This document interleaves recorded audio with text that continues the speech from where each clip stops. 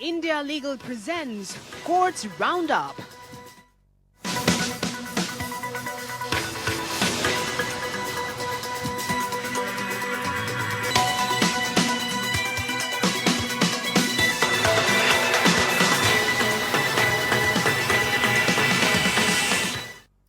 नमस्कार, आप देख रहे हैं हमारी खास पेशकश कोर्ट्स राउंडअप। मैं हूं आपके साथ नेहा दुबे। इस बुलेटिन में अगले आधे घंटे हम आपको कोर्ट से जुड़ी हुई तमाम छोटी बड़ी खबरों से करवाएंगे रूबरू। कोर्ट की कार्रवाई और सुप्रीम कोर्ट से लेकर हाई कोर्ट और लो कोर्ट तक के फैसलों को रखेंगे आपके सामने। आइए शुरू करते हैं courts roundup. India Legal presents Courts Roundup.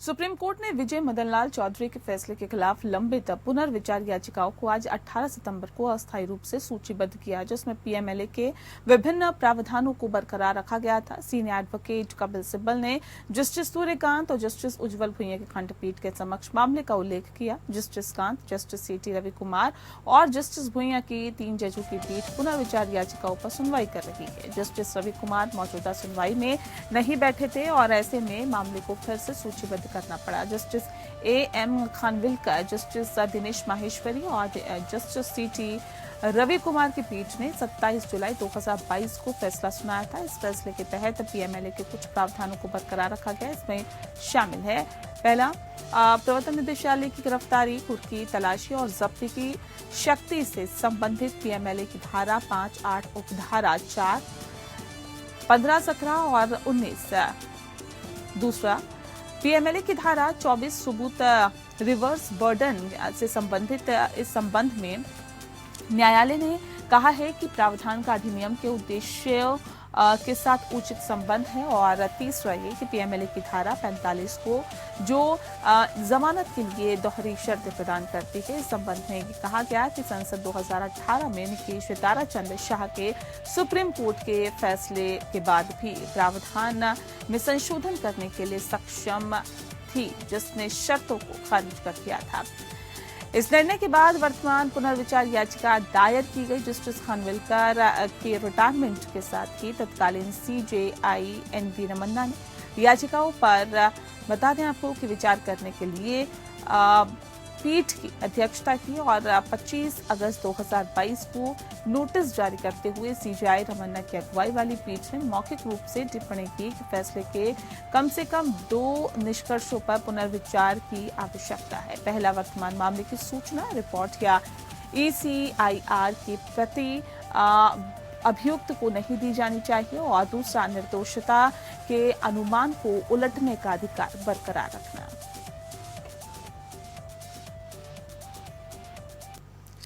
Supreme court ने अपने उस आदेश पर रोक लगाई जिसमें कहा गया कि केवल उन वकीलों की उपस्थिति दर्ज की जाएगी जो या तो अदालती कार्रवाई में उपस्थित है या सहायता कर रहे हैं। सुप्रीम कोर्ट बार एसोसिएशन के अध्यक्ष कपिल सिब्बल द्वारा मामले का भी उल्लेख करने और मामले के सुव्यवस्थित करने के लिए समय मांगने के बाद कोर्ट ने छूट दी। सिब्बल के उल्लेख के बाद जस्टिस जेके माहेश्वरी और जस्टिस राजेश बिंदल की खंडपीठ ने कहा कि निर्देश एक सप्ताह तक प्रभावी नहीं होंगे और सुप्रीम कोर्ट ने अपने उस आदेश पर रोक लगाई जिसमें कहा गया है कि केवल उन वकीलों की उपस्थिति दर्ज की जाएगी जो या तो अदालती कार्रवाई में उपस्थित हैं या सहायता कर रहे हैं। सुप्रीम कोर्ट बार एसोसिएशन के अध्यक्ष कपिल सिब्बल द्वारा मामले का उल्लेख करने और मामले को सुव्यवस्थित करने के लिए समय मांगने के बाद कोर्ट ने छूट दी।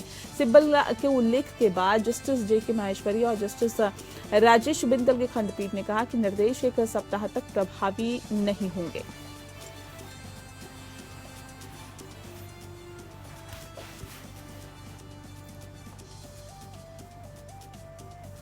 सुप्रीम कोर्ट ने भारतीय वन सेवा के अधिकारी राहुल को राजाजी टाइगर रिजर्व के निदेशक के रूप में नियुक्त करने के उत्तराखंड के मुख्यमंत्री पुष्कर सिंह धामी के फैसले पर सवाल उठाया, क्योंकि उसी अधिकारी को पहले अवैध पेड़ काटने के आरोप में कॉर्बेट टाइगर रिजर्व से हटा दिया गया था। न्यायमूर्ति बी.आर. गवई, न्यायमूर्ति प्रशांत कुमार मिश्रा और न्यायमूर्ति के.वी. विश्वनाथन की पीठ ने मुख्यमंत्री के कार्यों पर कड़ी आपत्ति जताई और सार्वजनिक विश्वास सिद्धांत के महत्व पर जोर दिया। उन्होंने कहा कि हम सामंती युग में नहीं हैं जहां भी राजा बोले, कम से कम लिखित के कारण के साथ ही दिमाग का भी इस्तेमाल किया जाना चाहिए था। जब उनका अपने मंत्री और मुख्य सचिव से मतभेद था, सिर्फ इसीलिए कि वह मुख्यमंत्री हैं और वह भी कुछ कर सकते हैं, या तो उस अधिकारी को बरी किया जाना चाहिए या विभाग की कार्रवाई बंद की जानी चाहिए। राज्य सरकार का प्रतिनिधित्व कर रहे वरिष्ठ अधिवक्ता ANS नाडकर्णी ने मुख्यमंत्री के फैसले का बचाव करते हुए तर्क दिया। मुख्यमंत्री के पास ऐसी नियुक्तियां करने का विवेकाधिकार था। प्रारंभ में पीठ ने मुख्यमंत्री को अपने फैसले को स्पष्ट करते हुए एक हलफनामा दायर करने का निर्देश देने पर विचार किया। हालांकि वकील की दलीलों के बाद बेंच ने इसे अपने आदेश में दर्ज नहीं करने पर सहमति व्यक्त की। साथ ही राज्य ने अगली सुनवाई के दौरान विस्तृत स्पष्टीकरण प्रदान करने का वादा किया। वन संबंधी मामलों की निगरानी के लिए सुप्रीम कोर्ट द्वारा गठित केंद्रीय अधिकार प्राप्त समिति की एक रिपोर्ट के बाद कोर्ट ने ये टिप्पणी की। रिपोर्ट के अनुसार प्रथम दृष्टया अधिकारी की नियुक्ति वन जीवन संरक्षण में शामिल हितधारकों में विश्वास पैदा नहीं हुआ। रिपोर्ट में कहा गया कि कॉर्बेट टाइगर रिजर्व में अनियमितताओं का मामला अभी भी शीर्ष अदालत में विचाराधीन है और अधिकारी के खिलाफ अनुशासनात्मक कार्रवाई अभी भी लंबित है। CEC की रिपोर्ट अधिवक्ता अभिजय नेगी द्वारा दायर एक शिकायत पर आई थी।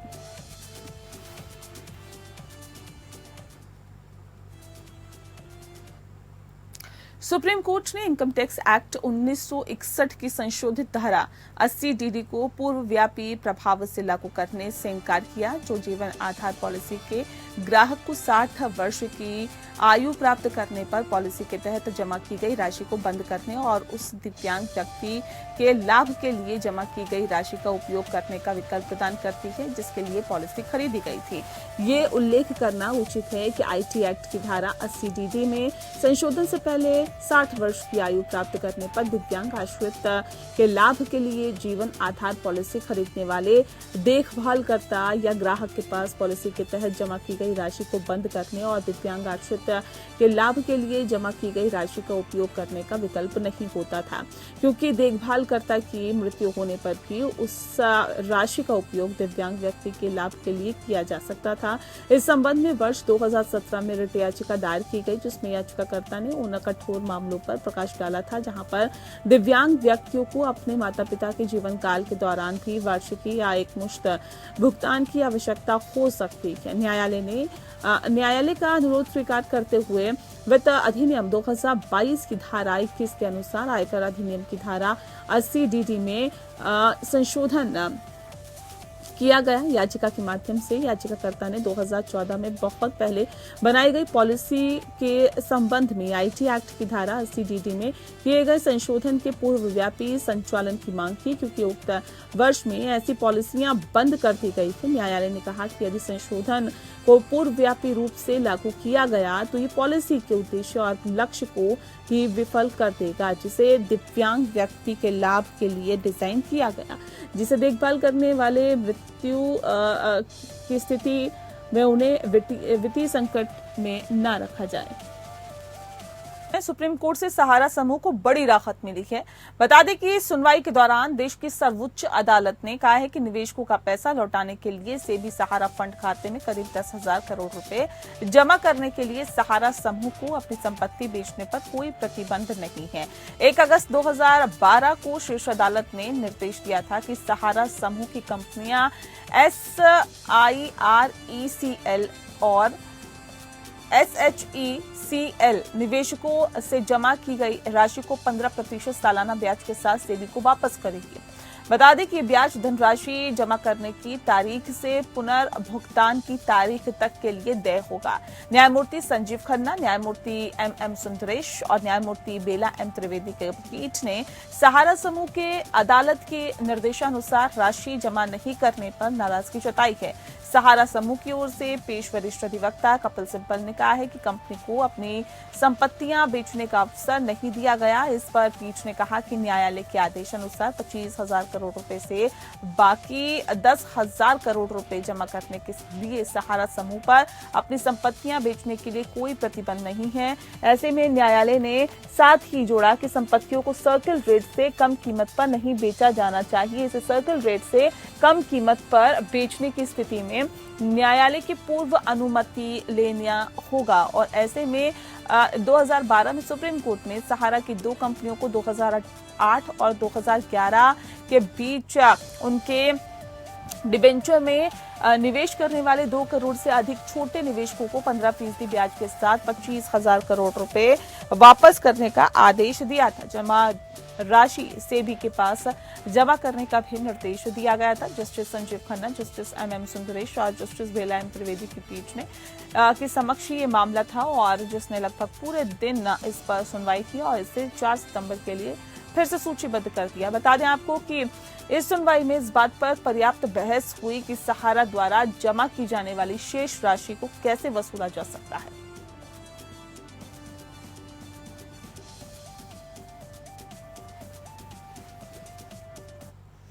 दिल्ली हाईकोर्ट ने छात्र कार्यकर्ता शर्जील इमाम की उस याचिका को खारिज कर दिया जिसमें दिल्ली दंगों की कथित साजिश के मामले में उसकी जमानत याचिका पर जल्द ही सुनवाई की मांग की गई थी। बता दें कि हाईकोर्ट ने याचिका पर शीघ्र सुनवाई से इनकार कर दिया। मामले की सुनवाई 7 अक्टूबर को होगी और राष्ट्रीय राजधानी दिल्ली में फरवरी 2020 में हुए सांप्रदायिक दंगों के पीछे कथित बड़ी साजिश को लेकर आतंकवाद विरोधी कानून या UAPA के तहत उनके खिलाफ दर्ज मामले में जमानत याचिका पर जल्द सुनवाई की मांग की गई थी। जस्टिस सुरेश कुमार कैथ की अध्यक्षता वाली बेंच ने कहा कि चूंकि मामला पहले ही 7 अक्टूबर को अंतिम सुनवाई के लिए सूचीबद्ध है, इसीलिए तारीख आगे बढ़ाने का कोई आधार नहीं है। शर्जील इमाम, उमर खालिद और कई अन्य पर फरवरी 2020 के दंगों का कथित रूप से मास्टरमाइंड होने के आरोप में UAPA और भारतीय दंड संहिता के प्रावधान के तहत मामला दर्ज किया गया।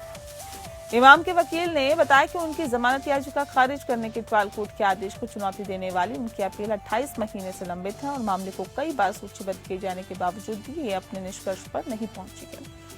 इस बेंच में शामिल जस्टिस गिरीश कठपालिया ने कहा है कि उनके सामने प्रतिदिन 80 से ज्यादा मामले सूचीबद्ध होते हैं और इमाम की अपील अन्य सह आरोपियों की इसी प्रकार की अपीलों के साथ अगले महीने के निश्चित समय पर सूचीबद्ध की जाती है। चूंकि अपील 7 अक्टूबर को दोपहर अंतिम सुनवाई के लिए सूचीबद्ध है, इसीलिए तारीख को आगे बढ़ाने का कोई आधार नहीं है।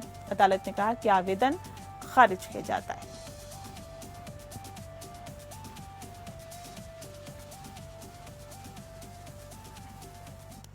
दिल्ली के उपराज्यपाल वीके सक्सेना की मानहानि से जुड़े हुए मामले में सामाजिक कार्यकर्ता मेधा पाटकर को मिली सजा को चुनौती देने के मामले में साकेत कोर्ट में सुनवाई हुई। मेधा पाटकर की याचिका पर LG वीके सक्सेना के वकील ने साकेत की सेशन कोर्ट में जवाब दाखिल करने किया है और वहीं LG के वकील ने अदालत से मेधा पाटकर को आत्मसमर्पण करने का निर्देश देने का आग्रह करते हुए कहा है कि पाटकर की याचिका सुनवाई योग्य नहीं है, इसे खारिज किया जाना चाहिए क्योंकि मेधा पाटकर की याचिका पर उनके हस्ताक्षर नहीं है। मेधा, आपको बता दें कि कोर्ट ने मेधा पाटकर से अपील की कि कॉपी अपने हस्ताक्षर के साथ जज की आधिकारिक ईमेल पर भेजने को कहा और मामले की अगली सुनवाई 18 अक्टूबर को तय कर दी गई। दरअसल 27 जुलाई को एडिशनल सेशन जज विशाल सिंह ने साकेत कोर्ट के जुडिशियल मजिस्ट्रेट के फैसले पर रोक लगाते हुए वीके सक्सेना को नोटिस जारी किया था, जिसमें कोर्ट ने 1 जुलाई को मेधा पाटकर को 5 महीने की कैद और 10 लाख रुपए की जुर्माने की सजा दी थी। साथ ही मजिस्ट्रेट ने 1 जुलाई को भी सुनवाई की गई इस सजा को 30 दिनों तक निलंबित रखने का आदेश भी दिया था।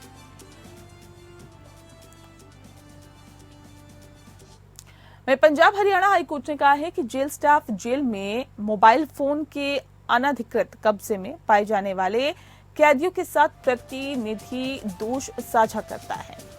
जस्टिस सुरेश्वर ठाकुर और जस्टिस दीपक सिब्बल, जस्टिस अनुपिंदर सिंह ग्रेवा, जस्टिस मीनाक्षी आई, मेहता और जस्टिस राजेश भारद्वाज की 5 जजों की पीठ ने कहा कि केवल जेल स्टाफ की सक्रिय मिलीभगत से ही कैदी के पास कथित तौर पर मोबाइल फोन का अनधिकृत कब्जा हो सकता है। बाद में संबंधित जेल स्टाफ कैदी के साथ प्रतिनियुक्ति दोष साझा करता है और न्यायालय ने स्पष्ट किया है कि कैदियों को जेल कर्मचारियों द्वारा तलाशी लेने के बाद ही सेल में रखा जाता है और जब तक कि इस कर्तव्य को पूरा करने में विफलता ना हो, कैदी को मोबाइल फोन के साथ आवंटित सेल में जाने की अनुमति नहीं दी जाती है और नहीं दी जाएगी भी। ये भी कहा गया है कि कानून इस मुद्दे को संबोधित करने में पूरी तरह से विफल रहा है। न्यायालय ने कहा कि जेल कर्मचारियों के खिलाफ कोई भी प्रतिरूपी दोष सिद्धि नहीं की जा सकती जो कि कैदी को सेल में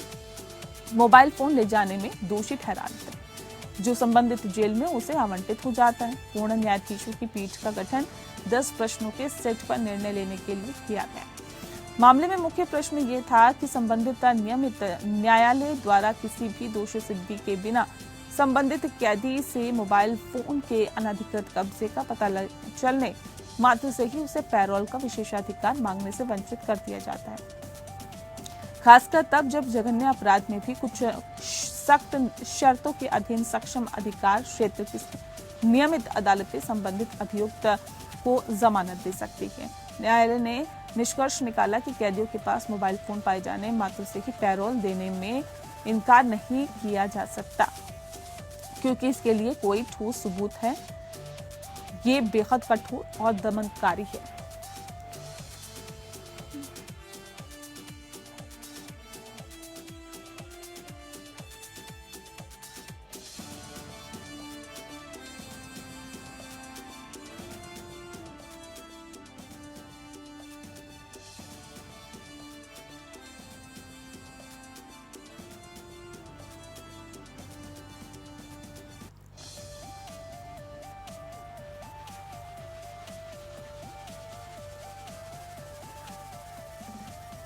तो जेल स्टाफ मोबाइल के अनधिकृत कब्जे का एक पूरा मामला है। अंचन कुमार बनाम पंजाब राज्य का दरअसल पूरा मामला है। कैदियों के साथ प्रतिनिधि दोष का साझेदार होगा, कोर्ट का ये कहना है, क्योंकि बिना जेल प्रशासन की मिलीभगत से कैदियों के पास फोन पहुंच जाए ये मुमकिन नहीं है। 5 जजों की पीठ ने ये फैसला सुना है। तो पंजाब हरियाणा हाईकोर्ट का ये अहम फैसला इस संदर्भ में आया है।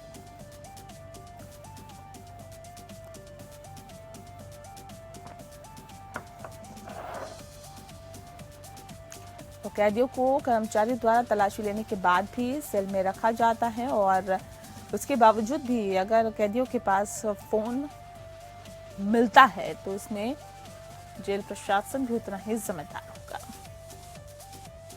कैदियों के साथ प्रतिनिधि दोष का साझेदार होगा।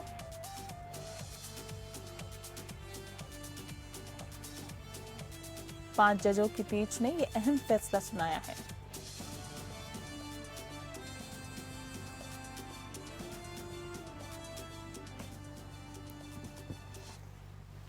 वहीं गाजा में इजराइल के युद्ध के दौरान इजराइल को हथियार और अन्य सैन्य उपकरण निर्यात करने वाली भारत की कंपनी को मौजूदा लाइसेंस रद्द करने की मांग करते हुए सुप्रीम कोर्ट में याचिका दाखिल की गई। सुप्रीम कोर्ट में दाखिल याचिका में नए लाइसेंस देने पर रोक लगाने की मांग करते हुए कहा गया कि भारत का नरसंहार विरोधी संधि पर भारत हस्ताक्षर और समर्थन है। उसके तहत नरसंहार को रोकने के लिए अपनी शक्ति के भीतर सभी उपाय करने के लिए बाध्य है और इसीलिए वह इजराइल को कोई सैन्य उपकरण या हथियार निर्यात नहीं कर सकता है, वो भी तब जब इस बात का गंभीर खतरा हो कि इन हथियारों का इस्तेमाल युद्ध अपराध करने के लिए किया जा सकता है। इस याचिका में अंतर्राष्ट्रीय न्यायालय के 26 जनवरी के फैसले का हवाला दिया गया, जिसके तहत उसने गाजा पट्टी में अपराध को रोकथाम और सजा पर कन्वेंशन के तहत दायित्वों के उल्लंघन के लिए इजराइल के खिलाफ अंतिम उपायों का आदेश दिया था।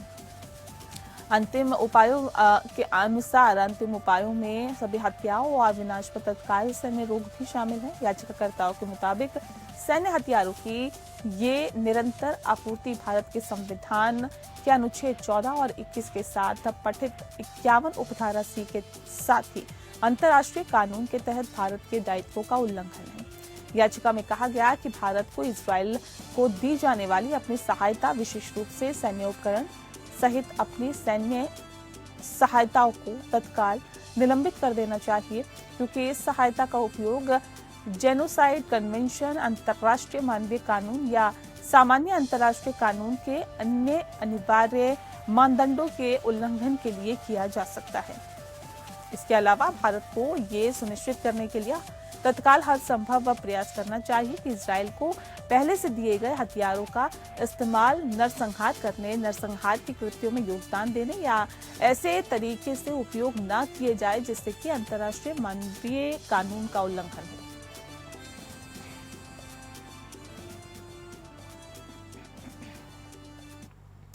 हाल के एक मामले में सुप्रीम कोर्ट ने पत्नी की कोई गलती न होने के बावजूद उसके खिलाफ तलाक की डिक्री देने में फैमिली कोर्ट द्वारा अपनाए गए यांत्रिक दृष्टिकोण पर निराशा व्यक्त की। कोर्ट ने कहा कि शादी को रद्द करने की मांग से पति को फायदा नहीं हो सकता है, जबकि वैवाहिक रिश्ते के टूटने के लिए वह पूरी तरह से जिम्मेदार है। आइए इंडिया लीगल के वेब रिपोर्टर से समझते हैं कि वैवाहिक रिश्ते कब पूरी तरह से टूटते हैं, इसके कानूनी उपचार आखिर क्या है।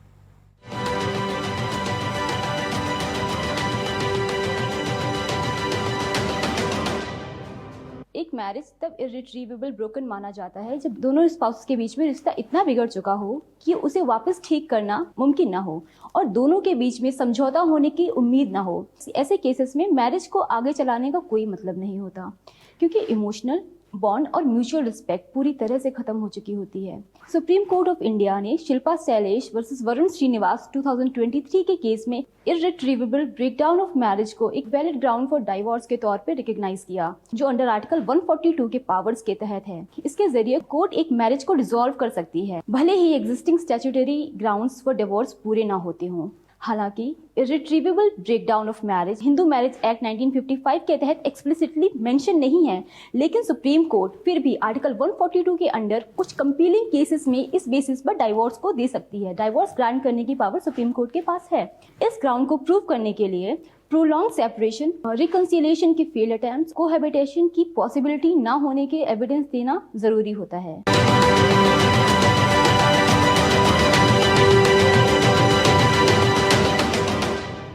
और इसी के साथ फिलहाल इस बुलेटिन में इतना ही। नमस्कार। India Legal presents Courts Roundup.